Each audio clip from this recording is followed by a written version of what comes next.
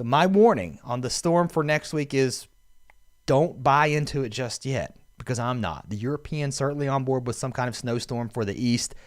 The GFS also on board with a decent trough, trying to develop your snow here to the northeast, and then another system in behind that. And if you look at the GFS, now we're way out beyond what I would even want to consider possible, but it stays active. And then of course, the Canadian definitely showing something, trying to move up the east coast as we head toward Thursday and then into Friday. We will see. One thing that's looking pretty consistent has been the cold, right? It's cold right now, and then we're going to kind of dive into some more details in just a moment. Look at these temperatures as we get up Friday morning. Well below zero across Iowa, Nebraska, Kansas, Missouri. We're even into the teens and single digits down here into Arkansas, into Tennessee, Nashville, into the single digits early Friday morning. Temperatures warming up into the afternoon, a little bit warmer. We're going to crack maybe 10 degrees across central Iowa tomorrow. Look how this cold air modifies, though, right? So it's not quite as cold Saturday morning. You don't see below zero temperatures. The same air mass is in place. It's just being modified by the relatively stronger February 21st and 22nd sunshine.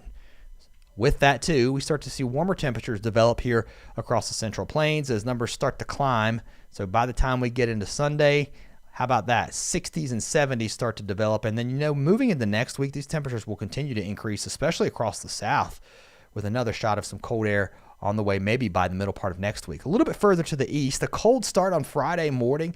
Look at this, into the Appalachians, single digits here from central Tennessee into central Kentucky. We may even get below zero in a few spots. And then as we head into Friday, a little bit warmer in some of these areas, but not by much. We're talking about highs in the 20s and teens, especially the further north you go. That will change, though, as we head into the weekend. Temperatures across the south start to warm up. Now we're back into the 40s and 50s here, but still below average. And then as we head into now Sunday, much warmer, at least across the deep south. We're showing 60s now, starting to rebound here, and then the warmer air moves north into Illinois, Indiana, Tennessee. We're back up into the 60s here.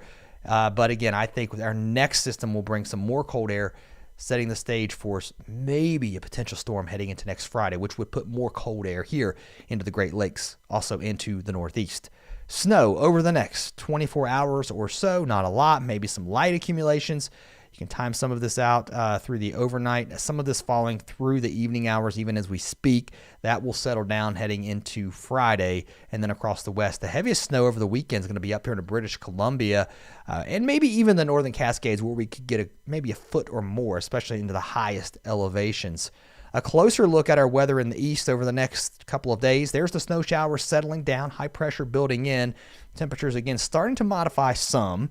And then maybe a little bit of light snow moving through parts of Maine, Vermont, New Hampshire as we head into Sunday. And then Monday, we've got the rain moving across southern parts of Louisiana. We might get a little wet here into the panhandle of Florida, but not much further north than the deep south. I don't think we get the moisture moving north. There's that next system that's going to move through the Great Lakes. On the southern side of it, maybe warm enough for some rain here across parts of western New York, mixing with some snow into Vermont and New Hampshire. So warm enough that we're talking about rain now. So not bad heading into next Tuesday if you're hoping for a bit of a warm-up. I don't think it's going to last. Here's a closer look at the European, digging into next weekend, at least the end of next week. It's trying to develop something here, right? We still got some time. That's a deeply carved trough out here. You got to wonder, too, does that create severe weather ahead of this? Still a lot of time to go before we get there. Again, that's a close look at the European. If you flip over to the GFS, it's got a very similar story here. Maybe a little bit different looking. This is the new 18Z run, so you can see how even the model consistency is a little bit different. You've definitely got your trough carved out here. So again, going back to the beginning of this video, my warning is don't buy into it just yet.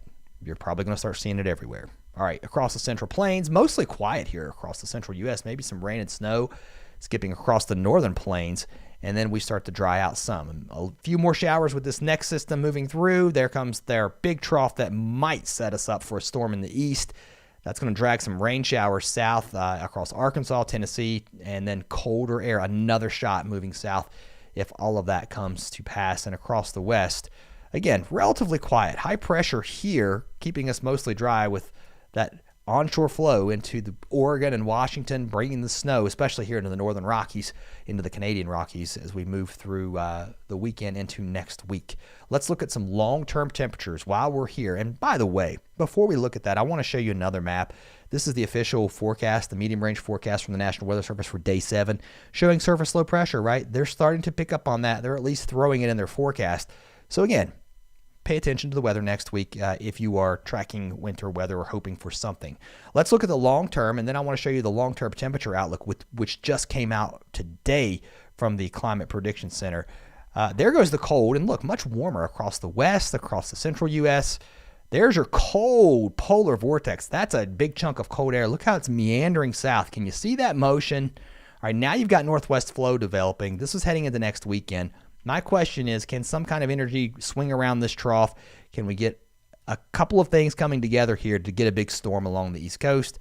I don't know. We'll have to wait and see. But if you can get these two pieces of energy to connect, you could really get something blockbuster going on here as we end February into March.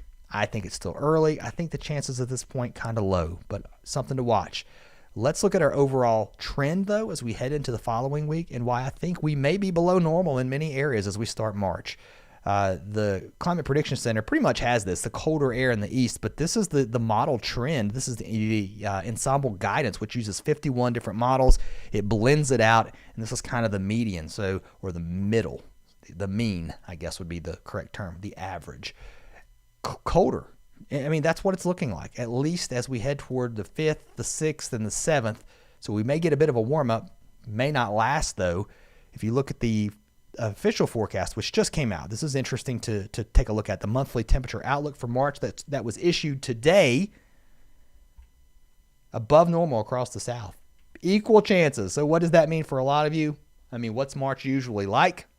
It's usually a wild ride, up and down.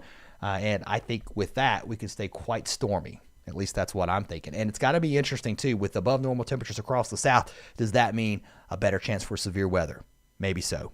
Something worth watching. I'll be on top of it. Appreciate you all watching today. Hope you have a great Monday. If you've not subscribed, hope you'll come back and hit that subscribe button. Thanks, guys. See you next time.